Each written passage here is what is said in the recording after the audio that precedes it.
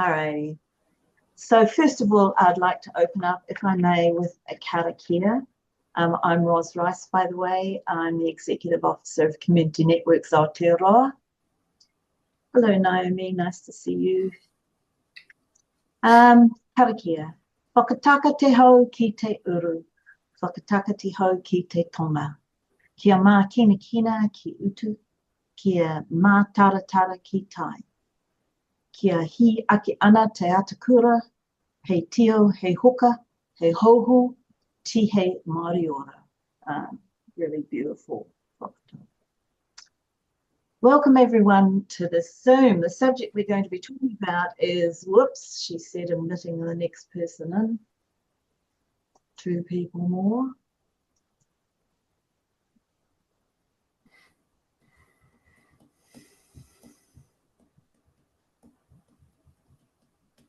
Sorry. For some reason, it's not showing me what I need to see.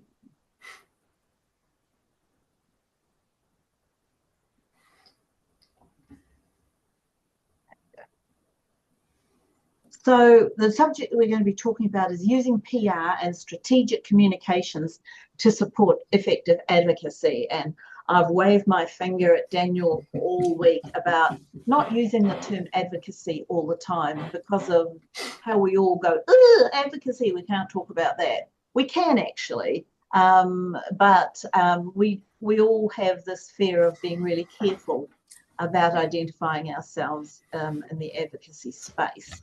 Though, to be quite frank, what else are we here for but to advocate for our clients? But that's not how Charity Services sees it. So we're going to try and think of other ways to put it that feels okay for everyone. Our guest is Daniel Paul, and Daniel is the director of the PR company. And here, I was going to show you his details, but we're going to have to share them in the chat, and I'll get Paddy, who works with me, and he's here on the call, to put Daniel's and the PR company's contact details into the chat. And we'll do it more than once. Now, Daniel's been a friend of CNA for a long time. He's done work for us in the past, and we run into him all the time now. We think his wealth of experience will be able to provide you with some very helpful ideas. First of all, Daniel and I are going to chat for a bit, and then he'll talk to some important points. And following that, we'll go to a question and answer session. And thanks to those of you who have already sent in questions. But if there's anything you'd like to ask, please put your questions into the chat, and we will get to them. So I'll be monitoring the chat. So just that would be good. So Daniel, perhaps we can start into here with discussing why so many non-profits don't do anything about public relations. I guess there are a couple of reasons, Ros, and thanks for having me. And hello to everybody out there. I can't obviously see all your faces, but I'm sure you're all there. But yeah, there are a couple of reasons, and I guess the first one is obviously cost. There is a perception that public relations is going to cost you a lot of money. And that can be worrying for those of you working in the charity sector, the NFP sector, because you don't have big budgets. PR is sometimes thought of as one of those things which is which is restricted to large commercial entities. That's not true, I might add. The second reason is that there can be a perception that there's no discernible or definable sort of ROI. What are we getting for our money? We can't actually always measure the impact or the results, so we're cautious about spending that money. I guess the third reason too is that PR is often perceived to be the dark arts or spin doctoring, and it's not something that every charity or NFP wants to get involved with. And sometimes there's a lack of knowledge about exactly how to go about either running a PR campaign or engaging a PR consultancy. Yeah, I know that it's something that's really low on people's horizon when they're looking at things they need to do. But one of the reasons that we thought it'd be a really good idea to run this webinar is if people don't know you're there and if people don't know what you do, then they're not likely to engage with you any further. So it is, in fact, a really important tool that we need to have in our toolbox, I think. Yeah, there's one other reason too, Ros, that we've become very familiar with over our length of time in business, and that is that people in your shoes, the executive directors of NFPs, of charities, of incorporated societies, and probably the majority of the people on this call are flat out. Oh, yeah, for sure. Yeah, there's just, if you'll pardon the expression, bugger all time in the day. And, you know, PR is often the last thing that you've got time to think a little bit about. So, you know, we're often down the bottom of the pecking order when it comes to priorities. We recognise that. That makes me think of two things. And one is, how do you define PR? What does it mean? Well, it depends. It depends who you talk to.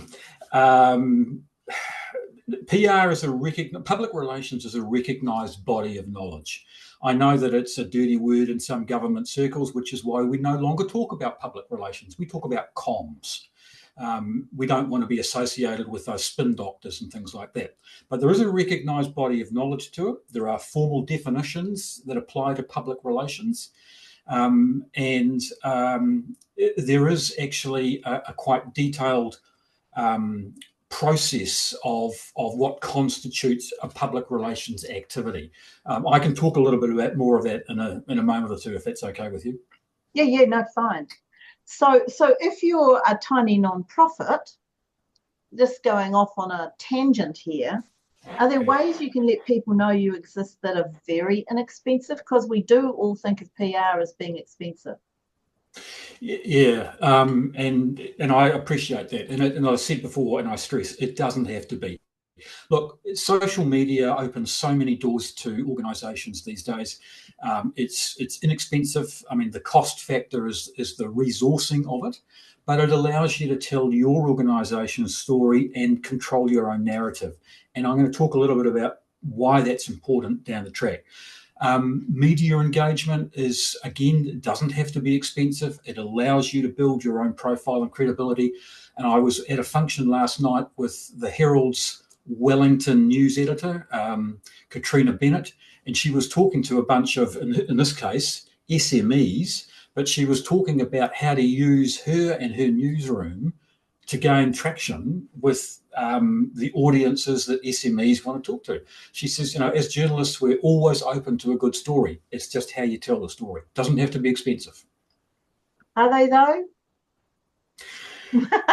I would say to you, I would say to you that many of my peers have probably never worked in a newsroom. I was lucky enough that I spent time back in the Evening Post when it was dominated by, you know, middle-aged males who all smoked and drank, and sexism was just the way it went in those days, misogyny, the whole lot. So that's where I started. So I've got a vague understanding of the newsroom and how it's changed over the years. They are under huge time pressures, but their hearts are in the right place in most cases. Yeah. My last question to you is, do you think it's essential for small organisations to communicate well? Absolutely. Absolutely. We're all in the business of communicating. We're all competing for time, for airtime, whatever it might be, for attention. It's not necessarily the loudest voice that wins, but we do need to have a voice. We can't expect for people to come looking for us unless we've got a good story to tell. We've got to take responsibility for telling our organisation's story. Well, I might just disappear now and let you talk about the main things that you want to share with the attendees. Please don't hesitate, if you've got a question, to put it into chat. We'll pick it up and come to it after Daniel's finished this bit. So it's all yours, Thanks. Daniel. Thanks, Ros. Listen, I'm very conscious of everyone's time, so I'm going to try and make this as succinct as possible. Look, let me stress up front that the PR company are not lobbyists. We are not lobbyists. We are PR professionals with over 30 years in business, the vast majority of which we've spent working for the NFP sector, for charities, incorporated societies and industry associations. While we're not lobbyists per se, we are, to use that word that Ros is careful about, we are advocates. We use our PR skills to help clients navigate the political and policy beltway and engage with and position themselves with government, the media, stakeholders and influencers. Our clients use us predominantly to help them promote a cause or to campaign on key legislative and regulatory issues, or raise social justice issues, or just simply to propose solutions to political decisions that drive negative unintended consequences for their constituencies. So that's mostly what we do. We don't do fast-moving consumer goods. We don't do business to consumer type stuff. Most of our work, in fact, all of our work is business to business, business to government type work for organisations like yours. So how does PR work in that context? Why should you engage someone like me? Let me start by saying there's a difference, in my view, between PR and comms. I said earlier that public relations is a sort of a dirty word. And comms practitioners is now the accepted phraseology. But in my view, comms is a process. It's what people do. We communicate a message or a position or a brand. We write brochures, we write news releases, blah, blah, blah, blah, blah. That's all comms. It's an everyday process, which in my view is becoming increasingly superseded by Chat GPT. Public relations, on the other hand, is a strategic program of work designed to help an organisation achieve specific and high-level outcomes that will support and enhance that organisation's long-term sustainability, or the achievement of specific goals and outcomes, or the goals and outcomes that stakeholders deem most important. There's a formal definition, as I said earlier, that is the strategic management function through which an organisation creates, nurtures and maintains mutually beneficial relationships with its key stakeholders or audiences, whomever they may be. As I said, professional body of knowledge. It's based very much on the science of human psychology, understanding the behaviour change process, and creating, changing and reinforcing our perceptions, which drive our attitudes, which in turn drive behaviours. So that's it in the formal sense. We like to talk about PR as the process of a bit like dating. So if I can be facetious for a moment, think back to when you met your significant other. Two complete strangers are introduced, or you meet at a party, or these days on Tinder. At first, you don't know anything about each other. Total strangers. Over time, you start talking. You find that you have some shared experiences, likes and dislikes. You go on some dates. You liked what you saw and you heard, and you started to position yourself as being a good partner. On your best behaviour, you dress to impress. You did all those things that you do when you find somebody who you think you might quite fancy. As you worked at it, the relationship developed, if you think back, and so too did mutual respect and mutual trust. And at the end of the day, you end up getting married and you live happily ever after. Well, anyway, some of us do. So that's the whole process of PR in a facetious nutshell. You're trying to engage meaningfully with your target audience, what we used to call publics, with the objective of forming that relationship, nurturing that trust, and creating a point where you've got influence. And that's really the business of public relations. And just like the dating game, you're using those principles of public relations with a clear goal in mind, whatever your organisational goal might be. In many cases, certainly for the organisations for which we work, they want to be seen as respectable, responsive, and the responsible voice of their sector. or their cause. They want to position themselves as the go-to organisation for government to engage with. They want to be seen by stakeholders as the organisation to engage with, and that's mostly the organisations that we work with anyway. That's mostly their long-term objectives. These days, it's called your social licence to operate, and most of you will be familiar with the 5 layers of a social licence to operate. So that's the business of PR. Hopefully, that's that gives you some understanding. There's probably more to it, but that gives you some understanding. But there's a vital ingredient missing to what I've just said, and that is this. So you don't have to answer this question out loud, but just think: who amongst you goes to the movies? I'm guessing most of you do. Who loves a good book? I'm guessing most of you do. And who's got a Netflix subscription?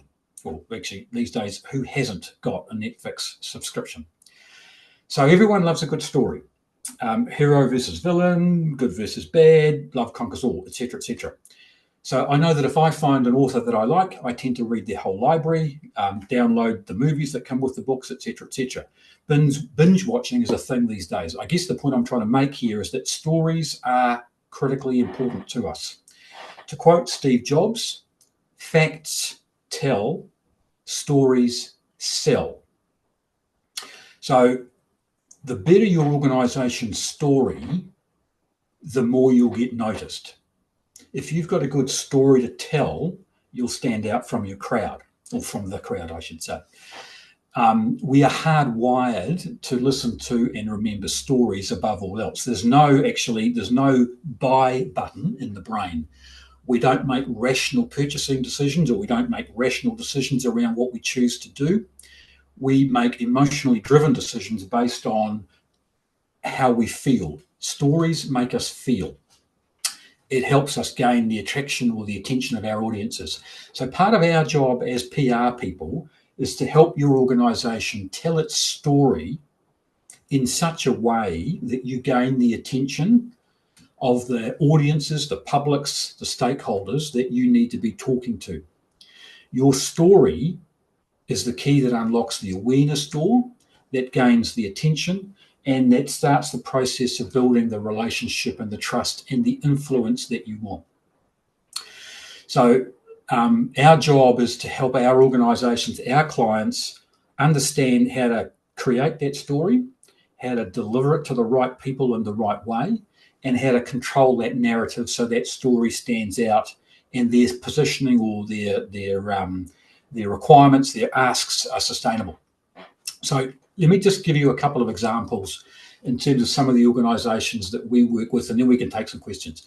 So would have been September last year, we started working with Alzheimer's New Zealand in the lead up to the general election that's next year. So our goal was to ensure that all the relevant officials, all the relevant politicians had the Alzheimer's New Zealand dementia story on top of their radar. So we looked for every opportunity over the coming 12 months to influence the policy process, to tell our story to the relevant audiences in such a way that dementia, the whole Alzheimer's story, stood out from that of everybody else who's clamouring for the attention of Simeon Brown, Aisha Verrill, Casey Costello, everybody else. So we identified all the pinch points in that process over the 12 months.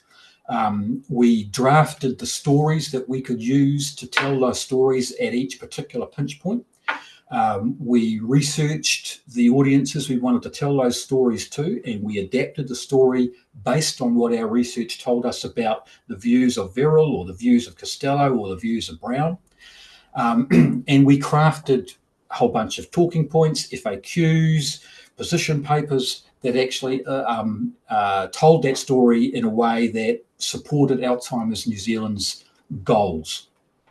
We're doing exactly the same thing for the Dental Association. They've got an oral health roadmap that they want to launch in a couple of months. It's the same process of identifying the policy procedures and points that we can tell the story about New Zealand's very, very, very poor oral health outcomes. and adjust the story as to why and how those outcomes can be improved. The same applies to the New Zealand Association of Counsellors. What is the story behind why there should be more school guidance counsellors in our schools? Tell that story in such a way that the politicians, those who hold the purse strings, understand the benefits of actually supporting and funding more school guidance counsellors in our schools. So those are just some of the advocacy things that we've been involved in over the last little while. In fact, Tracy Martin, who's now the Chief Executive of the Aged Care Association, she said to us when she was responsible for school guidance counselling, part of her portfolio when she was in the Labour-led government was to do with school guidance counselling. And she said to us, tell me a story which allows me to gain the support of my cabinet colleagues. I understand the importance of this thing, but tell me a story that I can use to gain their attention around the cabinet table. And that just brought home to me how powerful a story can be when it comes to influencing public relations outcomes. So, I mean, it might sound very simple. It's obviously far more nuanced than I'm making it sound. But at the end of the day, the process of public relations really is about understanding your audiences and telling them a story which they'll find memorable and which resonates with them. There's a whole bunch of formula about how we do that. But at the end of the day, if we can tell a good story, we're going to gain somebody's attention. So how does that sound in a nutshell, Ros? Has that elicited any questions? Are there things that we should be talking about? Oh, yes, we've got questions. Okay, all right. And in fact, I think that they're really important because the overall theme of them is they're more away from you and more about how people can do this stuff themselves too. Yep. So I might start with the questions that we got early on from Kate. She sent them through. So let's just hit those. Oh, here's Leslie, late but not lost. Kate, given the New Zealand media landscape, what recommendations do you have to pitch stories and get media attention? Good question. Okay, so yeah, it is. And the timing is good because I asked that question directly of Katrina last night. I thought, hey, why not? I'm in front of her. Why not ask her this specific question and see if her answer supports our professional view? And it did. She wants the story about not your organisation, but she wants a story about the person. She wants a story about the human interest at the coalface.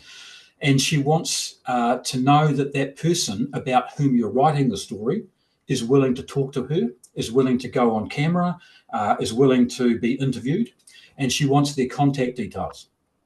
And if you can give her that, so for instance, the stories about a family with dementia and how they've been treated by the system, and if we can give Katrina the name of that person and that family, their contact details, reassure Katrina that they are willing to talk and that here are the 3 key points of their story, Katrina will love it. And you can do that yourself. You don't need people like me to do that. That's a very tricky one to ask people who work in social services because of a lot of the people that they work with simply would not be prepared to do that. No, and there are ethical considerations. I understand that. Yeah. Yeah. Okay, she asked another question. She said, it used to be that we would send a well-written release to targeted media and then follow up by phone. I'd pitch a specific story, and if it fit, they'd come, do an interview, and if appropriate, go from there. Yep. It's not really a question, it's a comment that's how it used to be. It is, yep. And I can tell you from my experience, hugely difficult to get the media interested in the community and voluntary sector these days. Yep. But she said, now I'm wondering, is it better to actually write a story and send it through with pictures? I'm talking about lifestyle stories, features on people in the community, overcoming challenges, for example. Look, there's no hard and fast rule, but again, I put that to Katrina last night, and those of you who read the Herald will have seen the new On the Up section in the Herald. So Katrina's point was the media these days understands that readers like us don't want to read all the bad news stories all the time. You know, it's pretty depressing out there as it is. So if you pick up the Herald or Stuff or whatever, and it's full of bad news stories, people are going to switch off, and they don't want that. So they're always looking for ways of finding uplifting stories, of ways of telling good news stories, which balance out or counterbalance the bad news stuff, hence the On the Up series. So she's saying now that media are not just reporting facts, they are actually trying to tell stories that they think their readers want to read about. So you've got every opportunity to tell that story and give it to to columns like On the Up. Again, if you can find good news stories with people willing to tell their own story, then there is every opportunity to have that covered. Having said that, just a caveat is that back in the day, newsrooms were always busy places, but there were plenty of journalists. I think everyone knows these days that the media landscape in New Zealand is under huge pressure. News has shrunk considerably. There are 3 journalists for the Herald in Wellington, just 3. That's it, for the capital city. So they are working, they're flat out, absolutely flat out. Yeah, it is, you know, they'll receive hundreds of, and I mean this, hundreds of emails a day from organisations like yours. How do you stand out? That's the question. What's your story? Kate's got some more really good questions. You've been thinking a lot, Kate. How do you know where to draw the line between disrupting the system and working with the system? Not quite sure I understand that question. Is there any more information you can provide, Roz? Just throw you.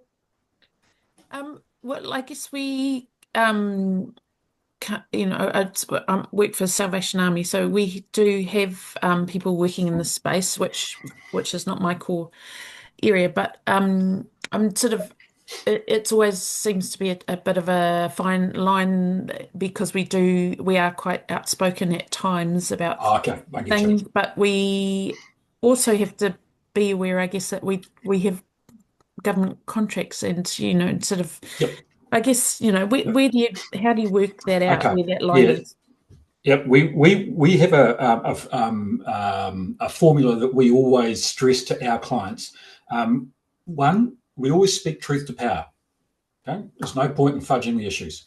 But 2, we always propose. We never oppose. So we always provide solutions, and we always are very careful about how we escalate. So, for instance, we're working with an organisation that shall remain nameless at the moment. They've just had a major Health New Zealand contract cancelled. Their first instinct was to get on the phone to the minister and start shouting the odds.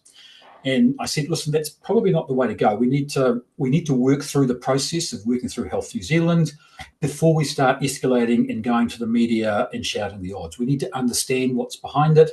But if we can't get engagement at a professional and courteous level, then we start thinking about how our tone might change and how we might escalate. But we need to be professional. We need to understand that if we start banging the drum too early in the piece, we're going to irritate the minister, and that's the last thing we need to do. We have to work with the minister until it becomes obvious that we're not going to get anything. And then we go to the opposition, then we go to the media, whatever. Kate's also asked, what are the key factors to be aware of when advocating for government change while also delivering government contracts? And this is a huge issue for us because there's a real power imbalance for us. Yeah, no, I get that. And again, it comes back to the risk reward. We always, as I said to Kate, we always advocate that clients propose solutions. We don't want to be a moaning report.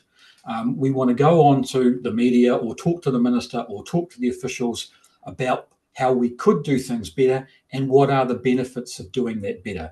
And if we position our story or our argument like that, it's very difficult for them to see us as being critical, because the last thing government wants is for the Salvation Army or any organisation to be critical of them in public. So if we're proposing solutions, we're saying, here's how we could do it better. Here's why we think you should actually look at doing it better. Here are the benefits of doing it better. And this is the last point. Here's how we can help you, government, implement that improvement process.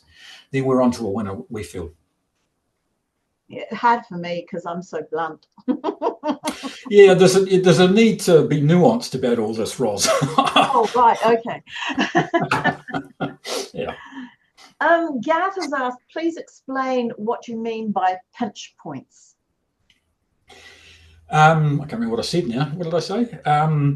There are, I think I was talking about the political and policy process. So we know that, there are various points within the political and policy making cycle every year that we can step in to influence legislation. There's the budget, there's the HAFU, there's select committee reviews, etc., etc., etc. So we all we identify all of those. We've sort of got a list of all those points, and we know when they're coming up. Scrutiny week is another one, and we work with clients to plan our engagement around those cyclical points. That's just an annual calendar thing. Hopefully that helps. That explains it. Would you be able to send us just the pinch points? Yeah, I can actually, because I've got we've got them all down for Alzheimer's New Zealand, which is the latest one we've just been working on. If you send it to us, we'll make sure everybody in this Zoom circulated. gets a copy. Yeah. It will be specific to the aged care sector because that's obviously where Alzheimer's New Zealand works. But if you're working in the construction sector, obviously they'll be slightly different. But there are some key ones which are unchanging. Yep. Cool. And Patty just made a comment in the chat, folk. If you're not seeing the chat, that the second scrutiny week for 2025 is scheduled for December the 1st to the 5th, and it will focus on reviewing the operations of public sector, agencies. Yeah, I think Patty's point's valid. Sorry, Ros. Look, when we alerted many of our contacts, not just clients, but contacts, to this last scrutiny week a month before it was happening, so that we said, listen, scrutiny week's coming up. Here's an opportunity to do A, B, and C. And I was surprised by how many emails I got back saying, what's scrutiny week? And these contacts we were talking to are working in the NFP sector and the incorporated society sector, and we thought would be more familiar with scrutiny week. But there was a lack of understanding we found about what scrutiny week is and how it can be leveraged. Yeah. And Patty has also put up a link that might be interesting to you. Or it's yeah. Patty, do you want to say just what that link was? Sure thing. So that's the scrutiny plans of the select committees for the Parliament. It was presented in May 2024 last year, but it refers to the select committees of 2025. So there's lots more going on than we're aware of if we're not if we're not au fait with sort of some of the stuff that comes along in the parliamentary year. Yeah. It is really worth just doing a wee bit of research and finding out, even if you're not in Wellington, because there may be things that are coming up that directly affect your organisation, and you might want to know when you can get in there and talk to whatever minister. And it doesn't matter what government's in.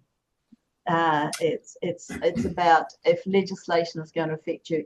And let's face it, there's been a lot of legislation hitting us lately that's affecting us. Yeah, that point's valid. And I guess, just as an example, I was speaking to an industry association the other day, just pre-scrutiny week. They use a government relations agency. They don't use us, they use a government relations agency. But they said that the government relations agency, the job of that government relations agency is to open the minister's door. They don't help them prepare press releases around the budget. They don't help them understand how to use scrutiny week. All they do is open the minister's door. And that struck me as strange, because policy making is far more than just the minister. It's a whole process of influencing policy development right from the officials through to the bill going through the House. But talking to the minister is only one very, very, very small part of it. Liz asks, how do you increase people's understanding of your organisation and your services when they know a bit about you, but not all you offer? She's talking about how do I do it about our organisation? No, she's talking about our social service agencies. Right, okay. Is that right, Liz? Yeah. Yeah. Research. Can you explain that? Yeah, because we need to understand what our stakeholders, what our publics, what our audiences know and don't know, and what the gaps are, and what they're interested in knowing. Because what we think, sorry, there's a fly buzzing around, what we think is important to tell people is not necessarily what they want to know. So, you know, let's just go out and ask them, what do you know about us now? What don't you know? What don't you know is a silly question, obviously, but what do you know about us now? What are you interested in finding out? And allow that to shape the narrative. Okay. I know it sounds simple, but hey, you know, again, it's human psychology. We have to understand our audiences in order to engage with them. I think our sector's doing a ton more research than it's ever done before. And I have to say, Social Link, where Liz comes from, has got a whole research sector section to her, to their organisation that's just phenomenal. So, but a lot of us feel that some of our members are sick to death of being researched and getting yet another survey, you know. One of the things that we do a lot for clients is what we call perception audit, public perception audits, designed to find out what the public thinks about the organisation or the issue. And often we get very, very surprising results because the organisation, because it's so close to the issue, knows a lot about it, obviously. But and that colours their judgments and colours the narrative.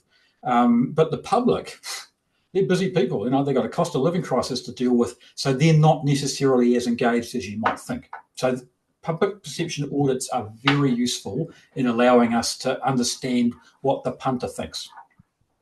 And they're cheap.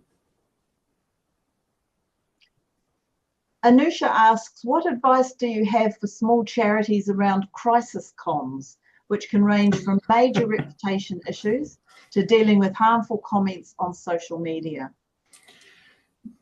Don't have a crisis. Come on. Okay, well, it's research shows that 90% of all crises are issues which weren't managed well in the initial stages. We tend to overlook what could become a crisis and hope it goes away. Again, that's human nature. Often it doesn't go away. So one of the things that we do for clients, and this might sound awfully boring, but we run an issues register to identify, this is all part of what's accepted as crisis planning. What are all the things that could go wrong? Now, in the yeah. And we plan for them. Now, in the 2007 Rugby World Cup, the All Blacks had 37 contingencies, including losing. The one contingency they didn't plan for was Doug Howlett to get drunk and do a dance on the bonnet of cars outside the hotel. That was the one thing that they didn't plan for, and that was the thing that he did, and that was international media. Okay, so work through every possible contingency that you can think about, and then draft response plans for each of them, or actually how to avoid them in the first place, but then response plans for each, and then practice those plans. And that's all part of crisis planning. Practice makes perfect. What about the issue of harmful comments on social media, how you deal with them? You make a judgment call as to whether you want to add fuel to the fire by engaging, or whether you want to just let it go and hope that it becomes yesterday's fish and chip paper. Because if you engage, you know, if you start trying to rebut the accusations or reframe the narrative, you can add fuel to the fire and you can end up in a media debate. And on social media, you will find that the trolls are far more inventive and far more willing to be controversial than your brand can afford to be. Often it's a fight you can't win. Having said that, you can decide to reframe the narrative by making a mockery of whatever suggestions the trolls are making of you. And that's by trying to adopt almost a mocking approach to the trolls, saying, how can anyone believe that? The real situation is A, B, and C. That's a risky approach. It does need carefully thinking through, but it is one approach that I've seen applied. And whether it works or not, I couldn't really say, but every call is a judgment call. Dawn asks us, could you share with us your PR media contact lists? No. And the reason I say that, sorry, I don't mean to be abrupt. The reason I say that is that we don't have a contact list per se. Our contact lists are based on the clients we're working with at the moment. So, for instance, if I'm working with, we do a lot of work in the health sector. So, yes, I've got a good contact list for that, and yes, you can have that. But in the construction sector, for instance, we haven't done any work in that sector for a little while, so I won't have any media contacts in that sector. In the rural sector, no. But in the health sector, I'm happy to share what we can. Not long ago, we here at Community Networks Aotearoa had quite a comprehensive media list. And I don't remember when we last looked at it, but hardly anybody was still working in the same job. Yeah, all the journalists had changed. That's right. Yeah. So the latest, certainly in the health sector, the latest journalist to go was Stuff's health round reporter, Rachel Thomas. She left, 6 months ago, doubled her salary by going to the Association of Medical Specialists. So yeah, you're right, Ros. They change rapidly, really? And we are seeing fewer and fewer round reporters these days. They're all generalists. I think if you're genuinely wanting those to know those media contacts, I think there are places you can go to get some information. Yeah. But again, if you've got a PR consultancy on tap, they should be able to at least give you the names of people within a newsroom that you can contact, or they should be able to help you with a name or two. I mean, we can. I'd say the majority of small NGOs would not have a PR consultancy on tap. Look, somebody like me wouldn't even charge. I mean, I can just ring the TVNZ newsroom and say, listen, who's the reporter covering whatever these days? And somebody I know in the newsroom will say, oh, that's Bob. So just so that you don't get thousands of emails all of a sudden pouring in. If you route those through Ros, that's good. Come through me if you want to know something specific, but, and I will try and find out through Daniel. Yeah. That's probably the best advice I can give you on that one. Otherwise, Daniel will hate us. I've got a question. You talked about, obviously, you all know about the 5 layers of social license. No. Yeah. What are the 5 layers of social license? I knew as soon as I said that it was the wrong thing to say. No, it wasn't. Now we can ask. I can never remember the bloody things. If you Google social license to operate, you will find that there's a lot of imagery about a triangle. And there are, I think, 5 layers. And the starting point is that, no one trusts you. No one knows you. And therefore, as an organisation, getting what you want is impossible because no one knows you. The top layer of the social license to operate is when your stakeholders, the people in your sphere of influence, they know who you are, they like you, but more importantly, they trust you as a credible and authoritative source of information. You are the podium of truth. I hate that phrase. That's the top layer of the social license to operate. Once you've reached that level, then what you're seeking, what you propose, is more likely to be acceptable and accepted. So you go from this, no one knows you, no one likes you, no one cares, up to, okay, that's Community Networks Aotearoa saying that. That might have some traction. We might listen to what they've got to say because we know, trust and respect them. But yeah, do Google the triangle. Simon asks, he says, you've mentioned how stories sell. Within that, what makes an advocacy message compelling and shareable in today's New Zealand media landscape? Right. There's a simple formula. It's called the Braces formula. Now, braces, so the story needs to have these components. And this is not me making this up. You can go and read an author called Stephen Pressfield. who's a well-recognised author. And one of the books that he writes a lot of historical fiction, but he also wrote one book called No One Wants to Read Your Shit. That's his title, not mine. No One Wants to Read Your Shit. That book is about it's for playwrights and screenwriters, it's how to write a story that sells. 5 elements. It's got to be believable. It's got to be relevant to your audience. It's got to be actionable. What do you want me to do? Or what do you want the hero to do? C, it's got to be compelling. Why should I do it? Why should the hero do it? E, it's got to be emotional. It's got to resonate powerfully. And S, it's got to be simple. We've got very short attention spans. The average attention span of a goldfish, according to Microsoft research, is 9 seconds. Believe it or not, Microsoft research, 9 seconds. The average attention span of the people on this call, again, Microsoft research, is 8 seconds. So we have attention spans which are now shorter than that of a goldfish. Oh, God. Sorry. Not true. Everybody, so those are the elements. Braces.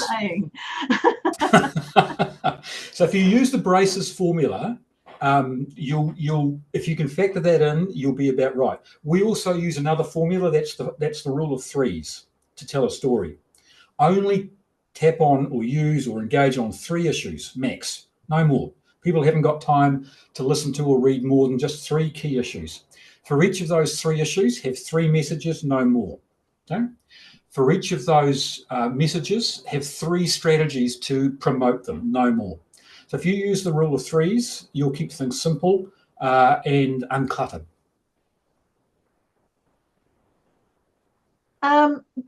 Another question in, do you have any advice on how to use PR to be seen as a leading expert in your area? How do we make sure that media comes to us when they want comment? Whoops, hold on a minute. When they want commentary or balanced analysis on a piece, for example. Right. The media wants 2 things. They want content, but they want talent. Talent being more important. Now, when I say talent, I mean somebody who comes across well on TV, who is like David Seymour, who's got some charisma. Sorry. Okay. Wrong audience. I didn't mean that. It was just cold in the room. You know. Oh, I'm sure it was, Roz. But if you look at today's politicians, some, Winston, David, have an ability to come off the camera at you and deliver sound bites which resonate. Then you look at Christopher Luxon and your eyes glaze over. So talent is critical.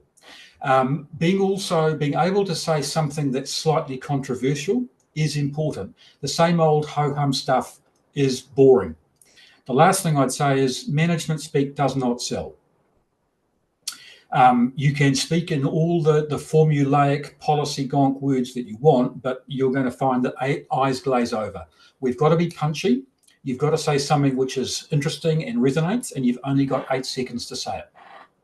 So practicing those sound bites, having a list of sound bites that you can deliver is something that we ask clients to work on. We have another formula. I'm full of formulas. It's the PREP formula. It's PREP. It stands for what is the point you want to make, and you've got 25 words or less. What is the reason for that point? 15 words or less. Give me an example, and then paraphrase the point. And if you can do that, if you can deliver that PREP formula in 8 to 10 seconds, you're good to go. That's what journalists want. And I'll just remind everybody that we will be putting this recording of this discussion onto our YouTube, and we'll let you all know when it's on. And so that all these things he's telling us that I see all writing, really, if you forget or don't get everything down, you can look at this again. Got another question. This is from Simon, how can NFPs amplify, this is a good question, amplify their advocacy impact by partnering with others without losing their voice? Good question. And what we encourage our clients to do is form what we call the coalition of the willing, to paraphrase Mr. Bush. And we are doing exactly that now with both the Dental Association, which has got an advocacy issue, and with Alzheimer's New Zealand, which has obviously got heaps of advocacy issues. So we have identified a range of stakeholders in both cases that we feel could be supportive of or have views and values that are aligned to each of those organisations, the Dental Association and Alzheimer's. And we are suggesting to them, those organisations, that they join us, Alzheimer's and the Dental Association, to do a couple of things. For the Dental Association, we're involving, I'm sure they won't mind me telling you this, we're involving Tracy Martin at the Aged Care Association. We're involving Grey Power, we're involving Aged Concern, we're involving the Retirement Villages Association. All of those organisations, once we've briefed them on the Dental Association's concerns, have said, yep, we're in. We see that as a valid problem. We can see how it's going to impact our constituency. We will lend our voice to you. Alzheimer's New Zealand is just in the process this very week of sending out content and material and briefing material to a whole bunch of stakeholders we've identified to say, we know you've got your own advocacy concerns, but we want to share with you our concerns in the hope that you might feel an opportunity to work with us, because our concerns are aligned with yours, that you might see an opportunity to work with us to add weight to our arguments, which in turn will benefit your constituents as well. So in short terms, you could say it's about pre-deciding and having agreement between yourself and the other organisations that you're working with about how you do this work together without undermining each other. Yeah, that's exactly right. There's another formula that goes with it, which is what we call the triple M formula. So we identify these stakeholders and we look for ways to motivate them to engage with us, and then we give them opportunities to mobilise them. And then lastly, we measure the impact of what we're doing as a coalition. So there's your triple M theory. You motivate, you mobilise, and you measure. Well, we've got 2 minutes till we leave and go off and have a late lunch. Is there anybody has anything urgently they'd like to ask before we thank Daniel? Okay. So I think what we'll do now is a thank you especially. I'm just looking here. And I'd like to thank everybody who's attended for coming to this. We're really pleased and thrilled that we're providing some interesting opportunities for you to come in and do Zooms with us. So we've got another one coming up in the end of July. We can't tell you the subject at the moment, but there will be another Zoom coming up at the end of July. I'd like to close down with a karakia. Kia horo te marino, kia whakapapa punamo te moana. Hei huarahi mā tātou I te rangi nei. Araha atu, araha mai, tātou I a tātou katoa. Thank you very much, everyone, and have a wonderful afternoon. It's pouring here right now. Thanks, Roz. Thanks, everybody. Thank you, everybody.